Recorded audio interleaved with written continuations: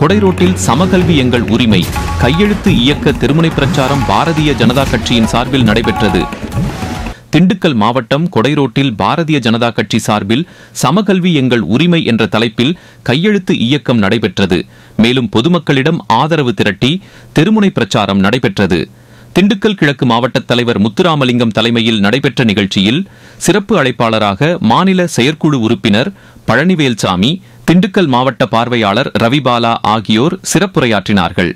நிலக்கோட்டை வடக்கு ஒன்றிய தலைவர் லட்சுமணன், தெற்கு ஒன்றிய தலைவர் சுந்தர்ராஜன் முன்னிலையில் நிலக்கோட்டை சட்டமன்ற பொறுப்பாளரும் வடக்கு ஒன்றிய துணைத் தலைவருமான ராணி கருப்புச்சாமி கலந்து கொண்டு கையெழுத்து இயக்கத்தை தொடங்கி வைத்தனர். முன்னதாக மாவட்ட இளைஞரணி செயலாளர் சத்தியசீலன் வரவேற்று பேசினார். தமிழகத்தில் மும்மொழி கல்விக் கொள்கையை அமல்படுத்த வேண்டும். இதுவே சமகல்விக்கான வழி. ஏழை பணக்காரர் என்ற பாகுபாடின்றி அனைவருக்கும் சமமான கல்வி கிடைக்க வேண்டும் என்பதே எங்கள் நோக்கம். 5ஆம் வகுப்பு வரை தாய்மொழியில் கல்வி, அனைவருக்கும் சமமான வாய்ப்பு, உலகத்தரம் வாய்ந்த கல்வி என புதிய கல்விக் கொள்கையின் நன்மைகளை மக்களிடம் எடுத்துரைத்தோம். புதிய கல்விக் கொள்கையால் ஏராளமான நன்மைகள் உள்ளன. மாணவர்கள் தமிழ், ஆங்கிலத்துடன் கூடுதலாக ஒரு மொழியை கற்க முடியும். உலகத்தரம் வாய்ந்த கல்வி வாய்ப்பு கிடைக்கும் என வலியுறுத்தி பேசினார்கள். இந்த நிகழ்ச்சியில் மாவட்ட துணைத் தலைவர் சந்திரசேகரன், மாவட்ட பொதுச் செயலாளர்கள் கோவிந்தராஜ், சொக்கன், மாவட்ட செயலாளர் சபாபதி, ஆனந்தி, முன்னாள் சட்டமன்ற உறுப்பினர் அன்பழகன், மாநில செயற்குழு உறுப்பினர் போஸ், சீனிவாசன், வடக்கு ஒன்றிய செயலாளர் கார்த்தி, அம்மாவாசை, அழகுமுருகன், வினோத்குமார், வெங்கடேஷ், அருண்குமார், சஞ்சய்குமார், செல்வகுமார், மருது, பாலு, சோனைமுத்து, பாண்டி, ஒன்றிய துணைத் தலைவர்கள் பால்சாமி, வினோத், ஜான் பிரிட்டோ, ஒன்றிய செயலாளர்கள் முருகேசன், ரவிபாண்டி, நீலமணி, ஆட்டோ கார்த்தி, இளைஞரணி தலைவர் ராஜ்குமார், அமைப்பாளர் அழகுமுருகன், மாவட்ட தொழில்நுட்ப பிரிவு ஆனந்த் மற்றும் தெற்கு வடக்கு ஒன்றிய நிர்வாகிகள் பலர் நிகழ்ச்சியில் கலந்து கொண்டனர். மும்மொழி கல்விக் கொள்கைக்கு ஆதரவு திரட்டி தமிழகத்தில் சமகல்வியை உறுதி செய்ய வேண்டும் என்பதே பாரதிய ஜனதா கட்சியின் நோக்கம் என நிர்வாகிகள் தெரிவித்தனர். தமிழ் மொழியை வச்சுக்கல, என்ன காரணம்னா தமிழ் என்று ஒரு இலக்கை தமிழர்களை 1.5 லட்சம் பேரை கொண்டு வைத்த பாவிகள் திராவிட முன்னேற்ற கழக இயக்கங்கள் நன்றாக புரிந்து கொள்ள வேண்டும். ஏனென்றால் வருகின்ற காலம் பாரதிய ஜனதா கட்சியினுடைய பொற்காலம் 2026 நீங்க தயவு செய்து சொல்ற நல்லவர்களை ஆதரிங்கள். ஏன்னா நேற்றெல்லாம் பார்த்தா இந்த சாராய ஊழல்ல கண்டுபிடித்ததுல 1000 ரூபாய் 1000 கோடியா 1000 கோடி அதிகாரப்பூர்வமா வரல.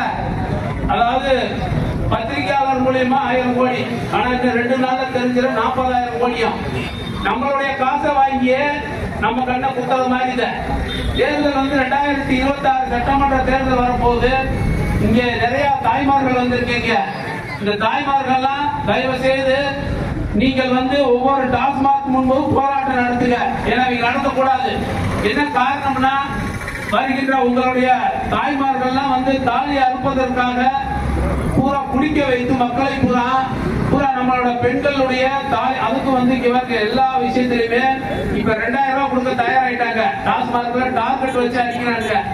ஒரு மாசத்துக்கு வருடத்திற்கு 40,000 கோடியா. இந்த காசை வச்சு வருகின்ற சட்டமன்ற தேர்தலில் ஒவ்வொரு வீட்டுக்கு 2000 ரூபாய் கொடுக்க தயாராயிட்டாங்க. தயவு செய்து சொல்றேன், நீங்க அனைவருமே பணத்தை வாங்கிட்டு வருகின்ற தாமரை சின்னத்திற்கு 2026 சட்டமன்ற தேர்தலில் தாமரை சின்னத்திற்கு வாக்குகள் தாருங்கள்.